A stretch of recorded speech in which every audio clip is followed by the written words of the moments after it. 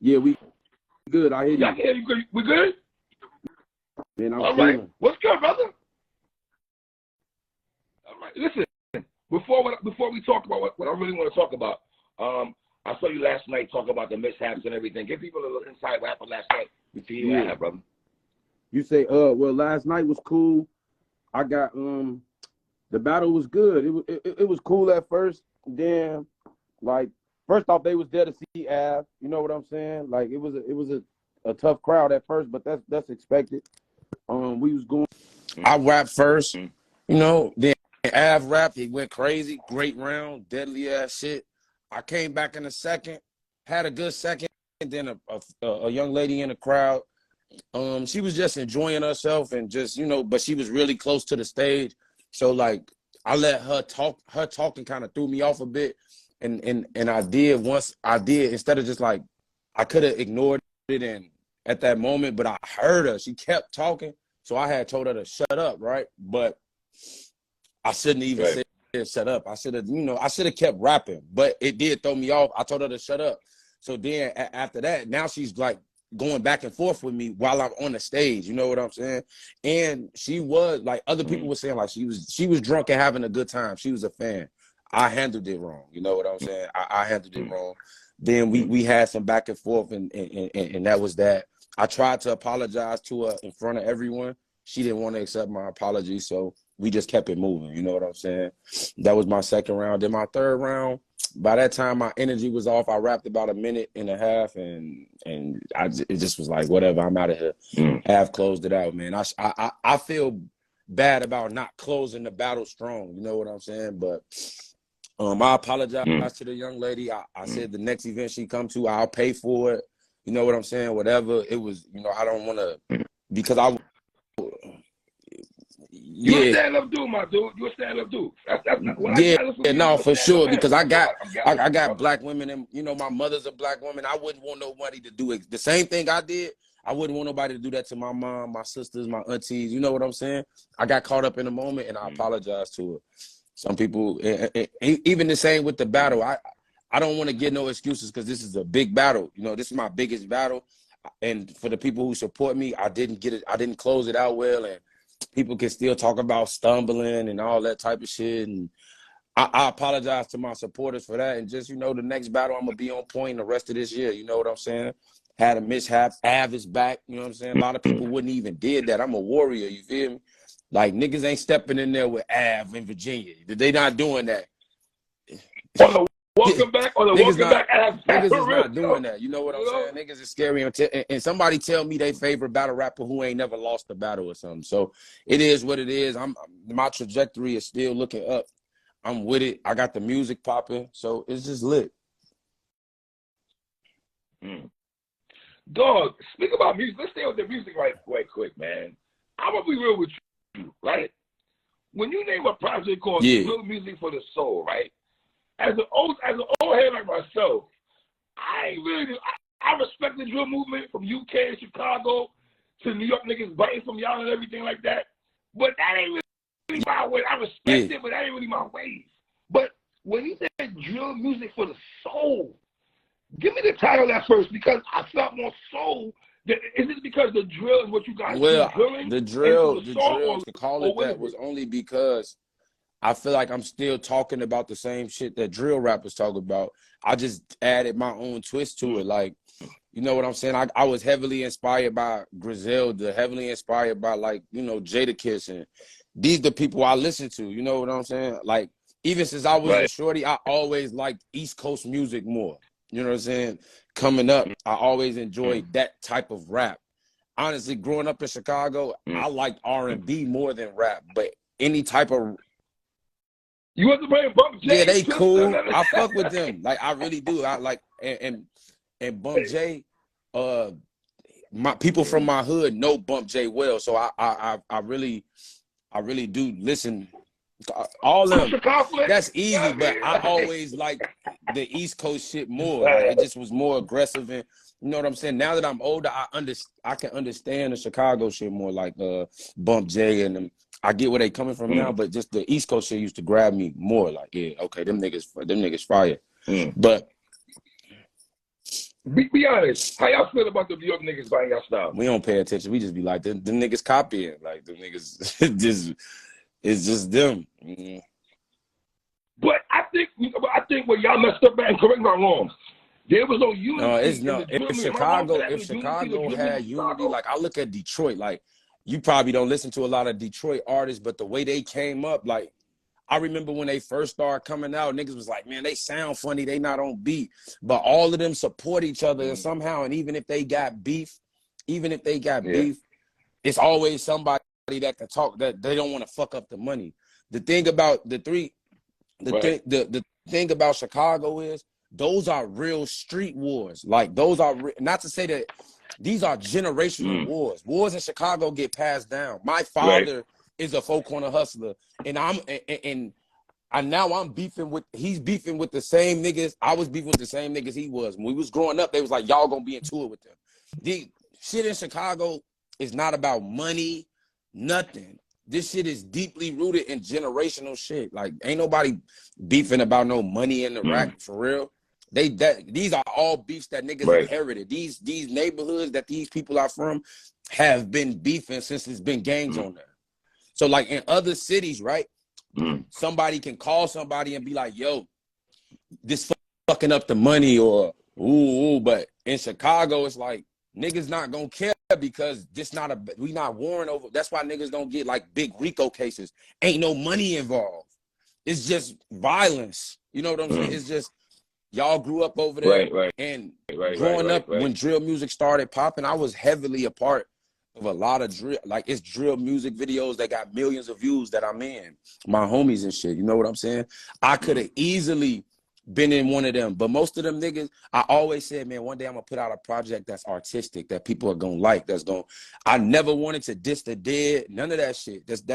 So I stayed out of them songs, and my homies used to be like, yo, get on them songs, come on, you the best, folk. I'd be like, man, I'm not.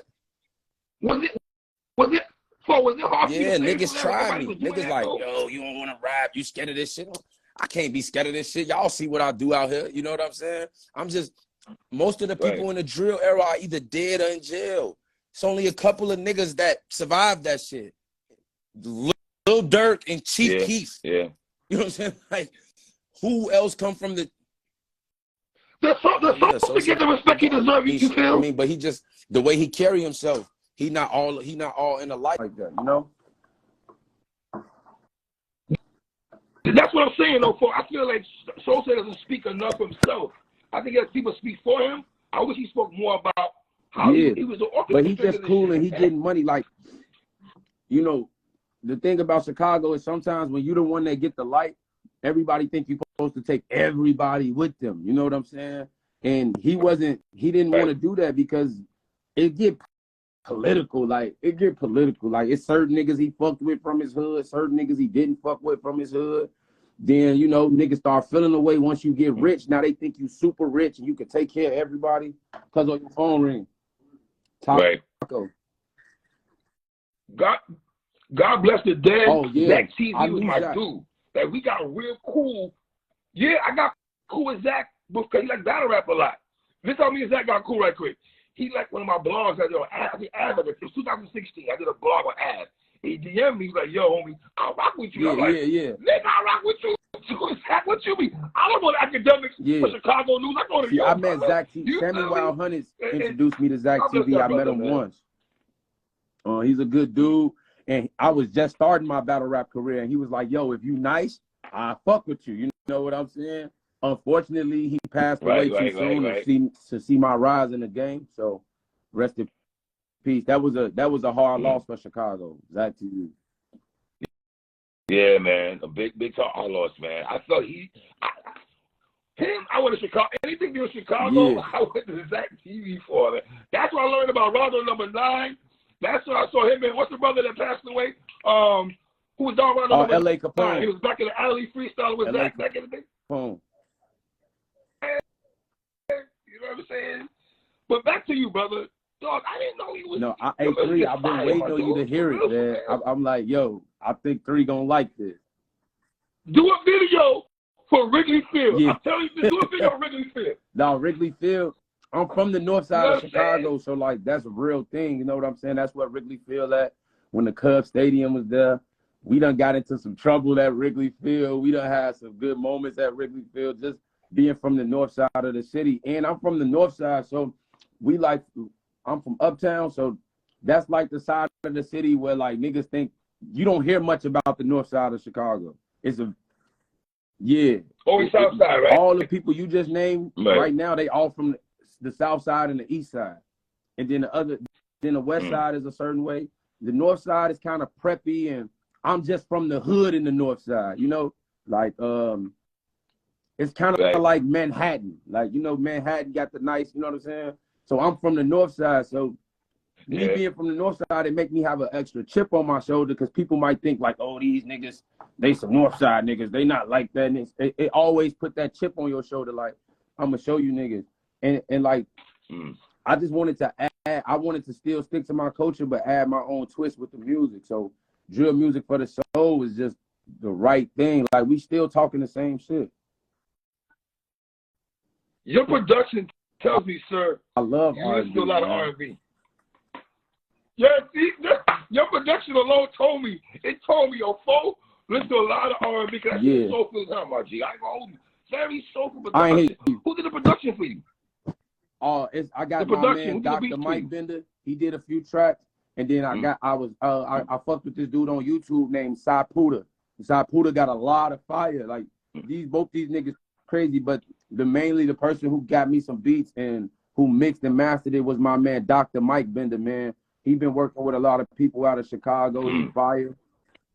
Stick with those cats, though, Fo. I like the production. The production alone, man. All these beats on here are so soulful. When they drill music for the soul, it makes sense why you titled the project that, though, brother. I'm not going to hear storytelling, Chicago storytelling and stuff you're giving us, man. I want to hear you and Sauce. Listening to you, I was like, yo, Fo and Sauce Walker would sound dope together on a track. Hey, look, you know what's crazy about that? I didn't know Sauce Walker rapped on that type of level. You understand? I thought it wasn't until I heard Hitler with Hermes like 8, and he was on the song with West Side Gun called Westheimer. I say, who is this rapping? Who is this? This is my type of nigga. And I'm like, this Sauce Walker? Right. And I've been fucking with him ever since. Like, oh, this nigga get crazy. You know what I'm saying? So I would love, like, I'm getting a lot of great feedback from this album. Like, you know what I'm saying? Yo, the Love in the Rack song, I love the horns on Love in the Rack. You got some joints for him, my G, man. Yeah. How We Bleed song. You know what I'm saying? You make some dope music, man. I'm not your fool. I know you I'm did. Be real. I slept on you, brother. I'm going to keep it 100 with you. But listen, I think I slept on you because of the title of the song, not because of ignorance. Or because I heard the drill thing. I'm like, all right. You know, I'm not the biggest. Respect to Fabio and the other brothers that do drill. Yeah. That's not really my cup of tea. To me, you make music that I like. The shit that you listen to. If you see what that's why I like soulful I'm music. like, I know 3 got to hit it. Like, that title, I wanted to bring your crowd of people in. You know what I'm saying? Because I know that the drill scene ain't really y'all, but I fuck with it and I can draw inspiration from it and still talk it, but in a way that people like you can hear it. You know what I'm saying? So that's why I did that. And I love the soulful shit too. I'm more of a fan. Like, even sometimes when I jump on tracks with my homies, I'm on a whole different frequency than them. So I be like, I'm not jumping on that song with y'all because we talking the same shit, but we not moving the same way. You know what I'm saying? Your flow is different than average dude. And I think that adds to me. You know what I'm saying? That adds to me as an artist because I don't sound like everybody else. It can make even more like people on the East Coast open their ear to it too. Smack and Beasley both walked up to me and was like, that album is crazy. Let's do something. You know what I'm saying? So like, I'm like, oh shit, like this shit really. Yo, tell Smack and Beasley, give you some visuals. Yeah, no. That's what we want, though. Man, Beasley told me to chop it up with him on Monday after this, and we're going to work some things out. So the next video I'm shooting is How We Bleed. Somebody reached out to me, a real director. He just heard the album and was like, I want to shoot this video for you. This is my vision for it. We talked, we chopped it up. So he's gonna fly into Chicago, and we're gonna shoot a video, and I'm gonna try to get it dropped on the URL channel, the YouTube. This is a, yo, my dude. This is, yo. If y'all did not listen to True Flow, Drill Music for the Soul, please go listen. I to know that. it. I don't co-sign bullshit. Y'all know me already. If I don't rock with But the Reverb them tried to tell you. Verb them tried to tell you. Cause listen, man, I'm like 3 gotta hit this shit. Yo, hold on. If Verb would tell you, I saw the Verb today or yesterday, and me and Verb was talking about your. Verb would tell you. We was on the phone speaking about your project. He said it saved me 3. I tried to tell you. Hey, man, I get a lot of respect, man. I got into battle rap to push my music. It's just that the battle rap started taking off for me. You know what I'm saying? So it's a unique route for me that I've always wanted to put my music out. But I'm also a competitor. I love battle rap. But this is what I wanted to do. And now I'm getting the music out and shit. And battle rap helped me. Like when I go in the booth and shit, one take. Because I got to memorize the shit like battles, one take. So I go in there in a 2-3 hour session and knock out 9 songs because I can do one take. You know what I'm saying? So yeah. What month? I dropped it in December 29th. December. Yeah. December, right? Yeah. Wow. Yeah. I got the Wrigley Field video out right now. I got Wrigley Field. You got Wrigley Field out? Somebody said Love in the Rack. Yeah. Their favorite track is Love in the Rack. It's the blink, like it's an overcoat, my nigga. I'm listening. Yeah, you got to, though. Folks. But like, it's a lot of songs. My favorite song right now, because I got favorite songs on different days, is 10 Bullets. Like 10 Bullets is my shit. You know what I'm saying? 10 Bullets, okay. Yeah. 10 Bullets is my favorite song right now. I got you. But man, how long it took you to make the project? Well, you know, 3. I wrote the first song. I recorded the first song for this the day I came back from Chicago after the drugs battle last year. So after Midnight Madness, the first song I recorded for Drill Music for the Soul was Pictures. These pictures that we painted. I had to put that. And I didn't know what I didn't even know I was gonna make it an album. But like when I was doing a song, when I let my homie hit a song, he say, bro, this sound like you. Like this really you. You need to go with this. So my brother Bebe, that's his name. He a comedian Pat White, follow him. But he said this music sounds like something you. This sounds like you. I was like, damn, you right.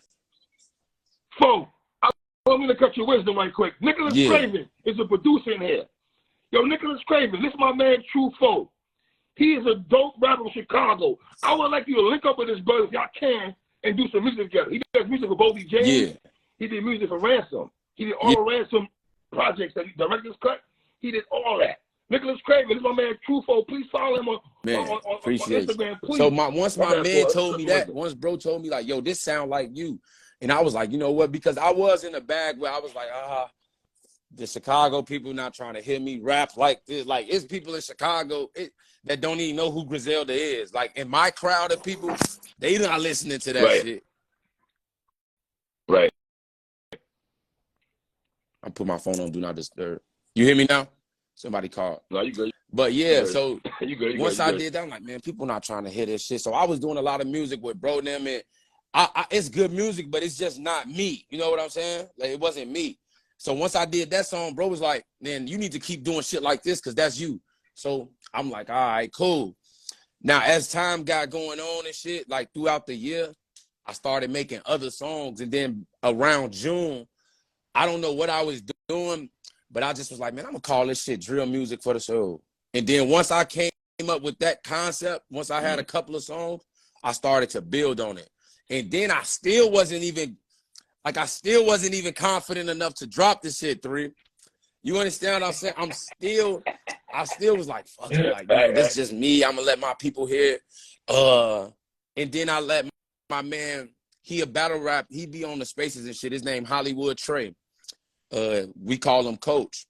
I sent him the music, but like, even though I wasn't confident in dropping it, I would tweet shit like little bars and shit. And people, and once I let him hear it, he was like, he started sending it to his friends. And then people would tweet me like, yo, please put this out. Please put this out. Please put this out. I'm like, damn, they really want to hear this shit, huh? And then I just came up with a date and was like, fuck it. And then I just dropped it. Like, so it took over a year to get all the songs in, like to get them songs and to get my confidence. But it's not gonna take that long for my next project. But this is just like it took a whole year. What kind of relationship you have to have with the producers to know what kind of sound you want to go with as the rapper? Most of my beats when I first started, I was just grabbing them off YouTube. Once I got up with Doc, and all this is through battle rap. Like Dr. Mike Bender, he producer. He done worked with who Doc worked with, motherfucking. Okay. He done worked with Stove God and a few people. You know what I'm saying? Yeah. So okay. Right. Once he found out what because when I started going to his studio, he was expecting me to be on the typical drill trap shit. You know what I'm saying? Yeah. That's what I so thought. Once he heard me rapping like that, he like, oh, this the type of music I make. And he started showing me his catalog, like working with other niggas and working with Stove God. And I'm a Stove God fan. Like that's, you know what I'm saying? I would love to work with Stove God one day. Yeah. And he was like, yo, this how you sound? Like he produced Love in the Rack. He produced Chevy Sapuda. And I just, yeah. I just got that off YouTube. I ain't gonna lie to you. I just grabbed that off YouTube. Shit, I hope that nigga don't get mad or nothing because I just stole the beat. But I mean, hey, I will hit you with some chicken, bro. Don't you know what I'm saying? If you see this, because I got a lot of your beats. I love that nigga beats. But he did Love in the Rack. He did Doc did Love in the Rack. He did Storm Coming and the outro. He might have did something else on there, but I can't remember. But I got other. I'm gonna drop a drill music for the Soul 1.5, and I got a couple more songs I'm gonna throw on there and shit. So you and Surf, man. If he ever gets home, when he comes home, I would love for you and Surf to link up and do some music together. I think that way, paying rap from Chicago, paying rappers from Jersey, I think it makes a I mean, I would love to work with Surf. Like, you know what I'm saying? Like, I try to get things done organically. Like, I just want niggas to be like, but organically, right. Nothing forced.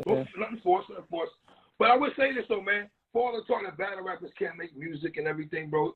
Listening to Joe for Music for the Soul, you're not at the table with brothers that can't make music, man. You make some very dope music. You make some dope pictures, brother. I think no. We definitely need visuals. Bro. The next visual will be How We Bleed, and if all go right, y'all will see that drop on the URL YouTube channel. But we just gotta see. But I'm shooting that video February 9th through 12th. It's gonna be a movie. You know what I'm saying? How hard is it to juggle music and battle rap? No, they kind of coincide with me. I've been doing it and like just learning from people like Surf. Like I watch Surf. You know what I'm saying? I seen him balance the both, and I seen like what I felt like mistakes he made. I seen what he was good at with the shit. So it's kind of like it just like coincide. Like it's just the same thing to me. Like the reason I asked you that, right? I interviewed Logan Lux when he battled Arsenal, right? He told me he was working on a project at the time and battled Arsenal. Yeah. He said he would never do that again. Yeah. Well, I wasn't doing nothing at the same time. I wasn't. Like when I had like if I had battles coming up, I would just tell the engineer like, yo, I'm not coming for like 2-3 weeks. You know what I'm saying? I got a battle. So that's how I balance it. Like, you know what I'm saying? When it's time to make songs and shit, I'm not battling. So like right now, I got so much music and I got a lot of battles coming up. I got 2 more. I got a battle in February. I got a battle in March. So I already had a bunch of music. So if I want to drop something or add I already got a bunch of music. Once I'm done, then I just dive right back into the music. But in between, because I listen to music, I listen to instrumentals while I write raps, while I write battles. You know what I'm saying? Yeah. So like sometimes I'll be writing a song and I'll be like, ooh, this will sound hot in a battle. Or sometimes I'll write a battle and be like, I'm gonna say this in a song. Fuck it. You know what I'm saying? And people actually think I punch more in songs than I do in battles. I'm like, yeah. Twerk just told me that yesterday. Like, nigga, your songs, you punching like crazy. Like, you know what I'm saying? But, you know, it's just a balance and shit. But I got in this shit for the music. So, like, to do the music and to get this feedback is inspiring. I love it. It's dope. You know what I'm saying? How dope is that though?